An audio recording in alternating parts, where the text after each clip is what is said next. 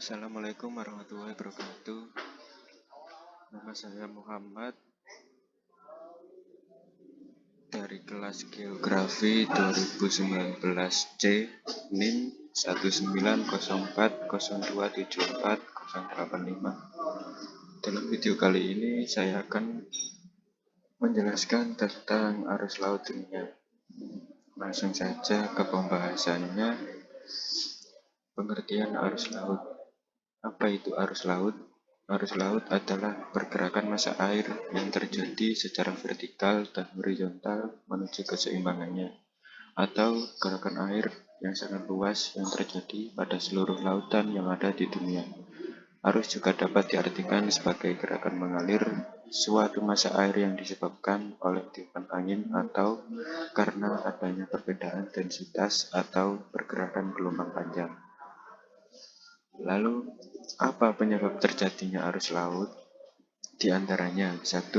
Perbedaan suhu air laut biasanya dipengaruhi perbedaan intensitas matahari yang diterima di berbagai belahan. 2. Perbedaan salinitas atau kadar garam air laut. 3. Perbedaan densitas atau massa jenis air. 4. Gerakan angin yang tetap arahnya sepanjang tahun. 5. Perbedaan tinggi permukaan air laut. Kemudian jenis-jenis air laut. Jenis-jenis arus laut. Jenis arus laut berdasarkan proses terjadinya.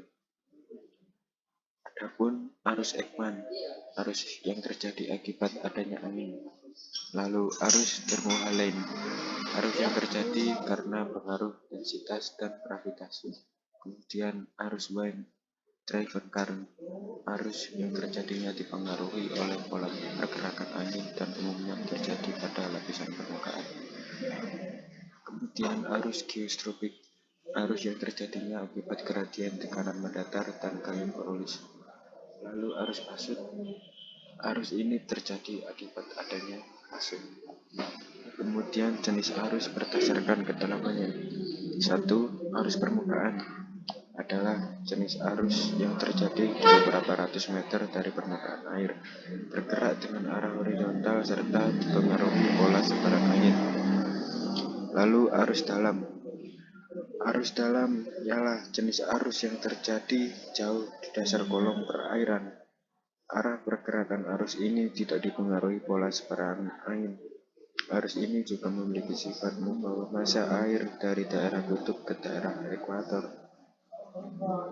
Lalu persebaran arus laut di dunia yaitu sebagai berikut. Di Samudra Pasifik di sebelah utara Khatulistiwa meliputi arus Khatulistiwa, yaitu arus panas yang mengalir ke barat sejajar Khatulistiwa. B. Arus Kuroshio, yaitu arus panas yang mengalir dari utara Filipina menuju ke arah selatan Kanada. Arus California, yaitu arus dingin yang mengalir di sepanjang pesisir barat Amerika Utara. D. Arus Oyashio, yaitu arus dingin yang mengalir dari Selat Bering ke selatan hingga ke Kepulauan Jepang. Kemudian di sebelah selatan Khatulistiwa, A. Arus Khatulistiwa Selatan, yaitu arus panas yang mengalir ke arah barat sejajar dengan Khatulistiwa. B. Arus Australia Timur, yaitu kelanjutan arus Khatulistiwa Selatan yang mengalir sepanjang pesisir timur Australia ke selatan. C. Arus angin barat, yaitu lanjutan arus Australia Timur yang mengalir ke timur sejajar Khatulistiwa. D. Arus Humboldt, yaitu arus dingin yang menyusuri pantai Peru. Kemudian arus laut dunia di Samudra Atlantik, yakni di sebelah utara Khatulistiwa ada arus Khatulistiwa Utara, yaitu arus panas yang mengalir ke arah barat sejajar Khatulistiwa. B. Arus Teluk, Gulf Stream, yaitu arus panas yang berasal dari arus Khatulistiwa Utara yang bergerak ke barat daya memasuki Teluk Meksiko. C. Arus Greenland Timur, yaitu arus dingin yang mengalir dari kutub utara ke selatan melalui pantai timur Greenland. D. Arus Labrador, yaitu arus dingin yang berasal dari kutub utara mengalir ke selatan menyusuri pantai timur Labrador. E. Arus Canary, yaitu arus dingin yang menyimpang dan mengalir ke selatan menyusuri pantai barat Afrika Utara. Di selatan Katulistiwa, A. Arus Katulistiwa Selatan, yaitu arus panas yang mengalir ke arah barat sejajar dengan Katulistiwa. B. Arus Brasilia, yaitu arus panas yang mengalir ke selatan menyusuri pantai timur Brazil. C. Arus Benguela, yaitu arus dingin yang ditimbulkan oleh angin barat yang membelok ke utara di sepanjang pantai Afrika Selatan dan Afrika Barat. D. Arus angin barat, yaitu arus dingin yang mengalir ke timur sejajar Katulistiwa. C. Arus laut dunia di Samudra Hindia di sebelah utara Katulistiwa. A. Arus musim barat daya, yaitu arus arah timur menyusuri laut Arab. B. Arus musim timur laut, yaitu arus panas yang mengalir ke arah barat menyusuri Teluk Benggala dan Laut Arab. 2. Di sebelah selatan Katulistiwa. A. Arus Katulistiwa Selatan, yaitu arus panas yang mengalir ke arah barat sejajar Katulistiwa. B. Arus Macarena, yaitu arus panas sebagai kelanjutan arus Katulistiwa Selatan menyusuri pantai timur Madagaskar.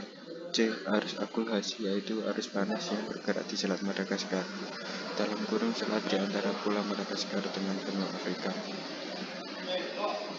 D. Arus angin barat, yaitu arus dingin yang mengalir ke arah utara menyusuri pantai barat benua Australia dan kembali menjadi arus Katulistiwa Selatan.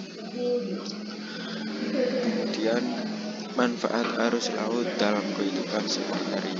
Adapun manfaat arus laut bagi kehidupan sehari-hari adalah sebagai berikut.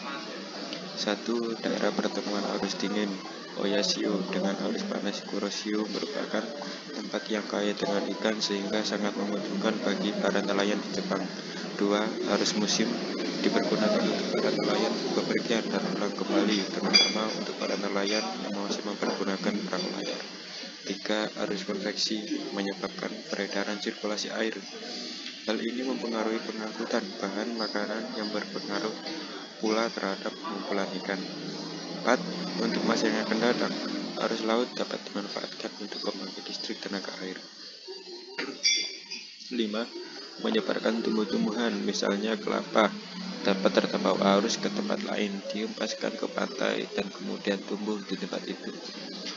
Dan yang keenam, arus laut mempengaruhi iklim, umpamanya di Eropa Barat banyak hujan karena pengaruh arus Teluk Gulf Stream yang panas. Sekian, terima kasih, kurang lebihnya saya mohon maaf. Wassalamualaikum warahmatullahi wabarakatuh.